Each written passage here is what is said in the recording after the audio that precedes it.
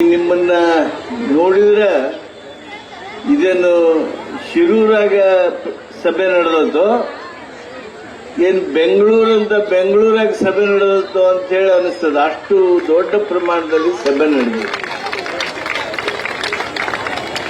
ಅದ್ರಾಗ ನೋಡ್ರಿ ಅರ್ಧಕ್ಕರ್ಧ ತಾಯಂದಿರಿದ್ದಾರೆ, ಮಹಿಳೆಯರಿದ್ದಾರೆ, ಸಹೋದರಿಯರಿದ್ದಾರೆ.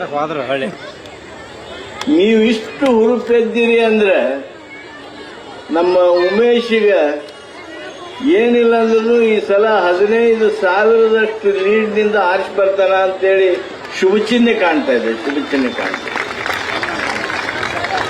HY ಮೇಟಿ ಇವತ್ತು ಚುನಾವಣೆ ಸ್ಪರ್ಧೆ ಮಾಡೋದಕ್ಕೆ ನೈತಿಕವಾಗಿರ್ತಕ್ಕಂಥ ಹಕ್ಕಿಲ್ಲ. ಬಿಜೆಪಿ ನಾಯಕರು ಮಾತನಾಡ್ತಾರೆ, ಬಹಳ ದೊಡ್ಡ ದೊಡ್ಡ ಮಾತು ಮಾತಾಡ್ತಾರೆ. ಏನ್ ಮಾತಾಡ್ತೀರಿ? ನಿಮ್ಗೆ ಏನ್ ನೈತಿಕ ಶಕ್ತಿ ಐತೆ ಅಂತ ಮಾತಾಡ್ತೀರಿ? 15 ಲಕ್ಷ ರೂಪಾಯಿ ಎಲ್ಲರ ಅಕೌಂಟ್ಗೆ ಹಾಕ್ತೀನಿ ಅಂತ ಹೇಳಿದ್ರಿ. ಈಗಾಗಲೇ ಶಿವಾನಂದ ಪಾಟೀಲ್ ಹೇಳಿದ್ರಲ್ಲ, ರೈತರ ಆದಾಯವನ್ನ ಇಮ್ಮಡಿ ಮಾಡ್ತೇವೆ, 2 ಪಟ್ಟು ಮಾಡ್ತೇವೆ ಅಂದ್ರು. 2 ಪಟ್ಟು ಆಯ್ತು ನಿಮ್ದು.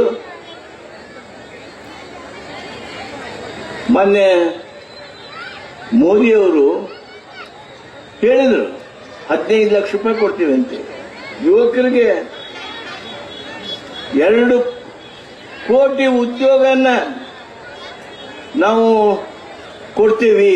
ವರ್ಷ 2 ಕೋಟಿ ಉದ್ಯೋಗ ಕೊಡೋದು, ಹೆಚ್ಚಿಗೆ ಮಾಡೋದು ಹೋಗ್ಲಿ, ಉದ್ಯೋಗ ಕಡಿಮೆ ಅದು.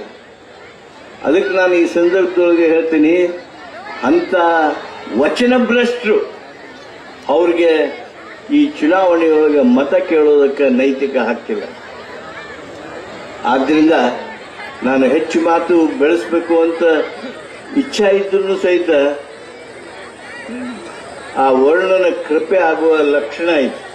ಆದ್ರೆ ಅದಕ್ಕಿಂತ ಮೊದಲಕ್ಕೆ ಮಾನ್ಯ ಸಿದ್ದರಾಮಯ್ಯನವರು ಮಾತನಾಡಲೇಬೇಕು. ಹಾಗಾಗಿ ನಾನು ನನ್ನ ಮಾತನ್ನು ಮೊಟಕು ಮಾಡ್ತೀನಿ. ಮೊಟಕು ಮಾಡಿ ಒಂದು ಮಾತು ಹೇಳಿ ಮುಗಿಸ್ತೇನೆ.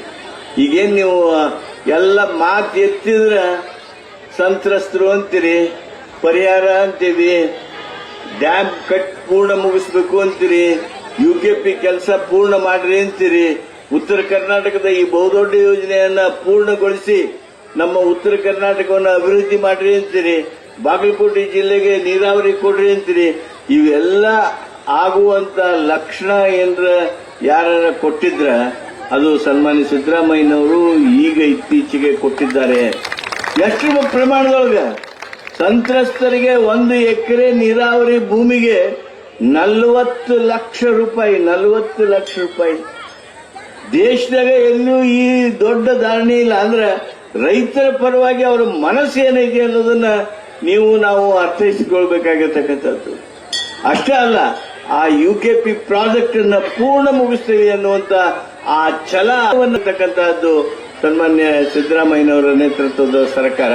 ಬಂಧುಗಳೇ, ನಾನು ಮಾತನ್ನ ಬೆಳೆಸದೆ ಈ ಕಾರ್ಯಕ್ರಮದ ಮೂಲಕ ನಿಮ್ಮೆಲ್ಲರಲ್ಲಿ ವಿನಂತಿ ಮಾಡ್ತೇನೆ.